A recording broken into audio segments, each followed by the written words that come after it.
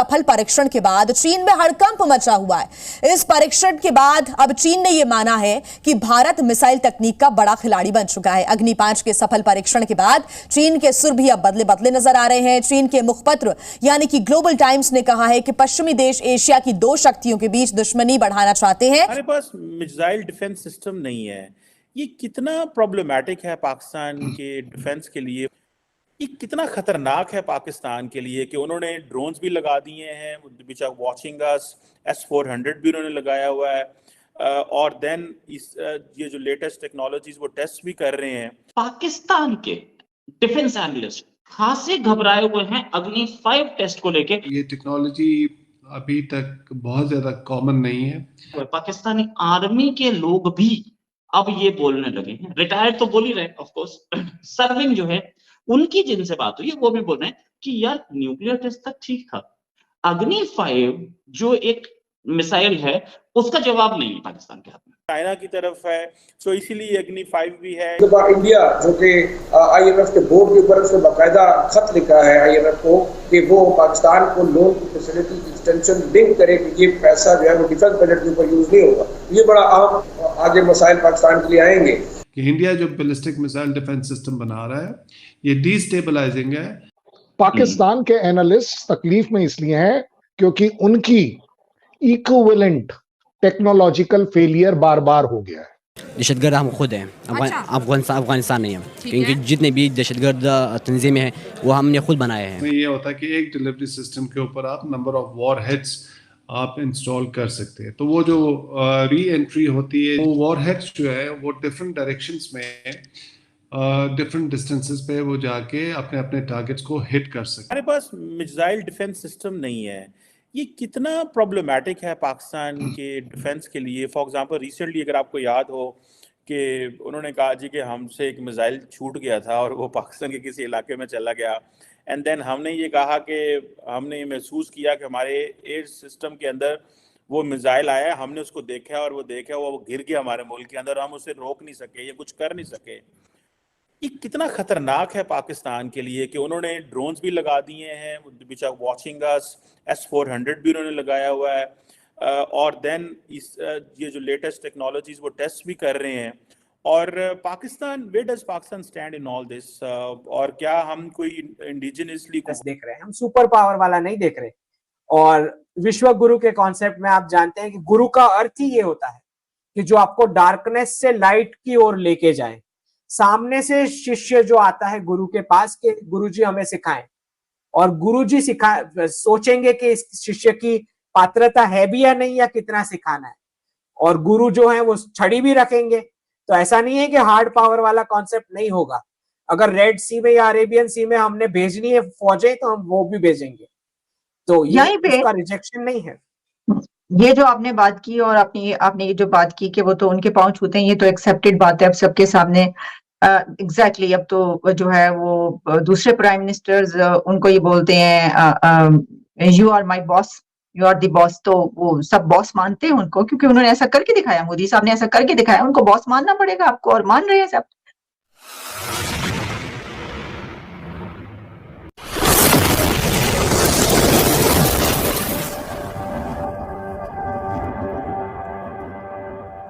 Work कर रहे हैं क्योंकि मिसाइल डिफेंस सिस्टम के हवाले से या चाइना के साथ मिलके कुछ ऐसा काम हो रहा है, या how do you see, are we vulnerable और नॉट ऑन दिस?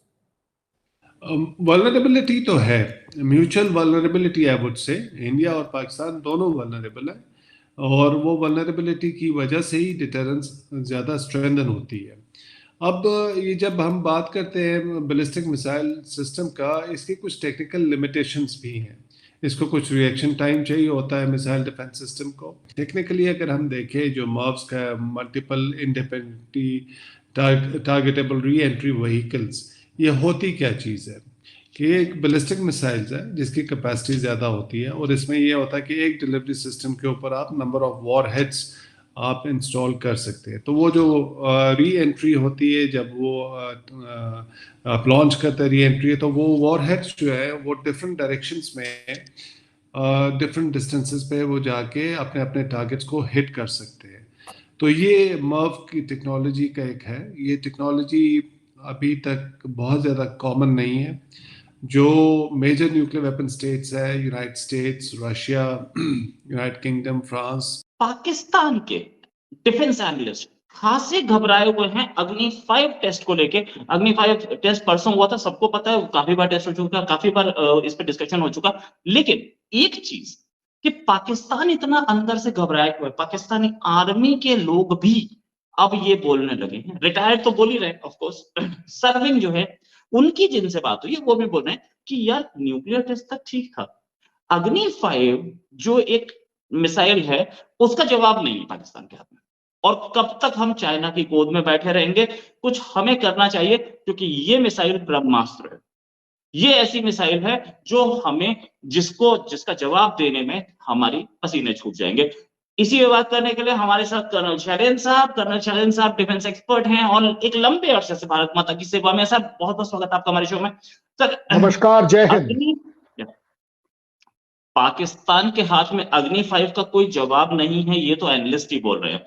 ऐसा क्या कि पाकिस्तान घबराया हुआ है? पाकिस्तान एनालिस्ट के पास जवाब नहीं है, मुझे तो ये नहीं समझ आया, मैंने तो सवाल ही नहीं पूछा था उनसे। अग्नि 5 मेरी वो लकीर है जो मैंने अपने लिए लंबी खींची है।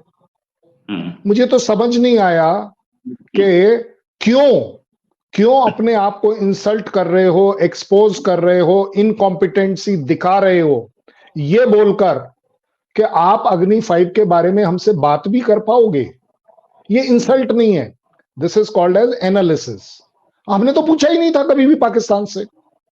पाकिस्तान के एनालिस्ट तकलीफ में इसलिए हैं क्योंकि उनकी इक्विवेलेंट टेक्नोलॉजिकल फेलियर बार बार हो गया है, टू दी एक्सटेंट कि उनकी इसी तरह की जो मिसाइल जब वो टेस्टिंग स्टेज पे कुछ करना चाह रहे थे तो वो उन्हीं के यहां गिर गई और लोग भी मर गए थे।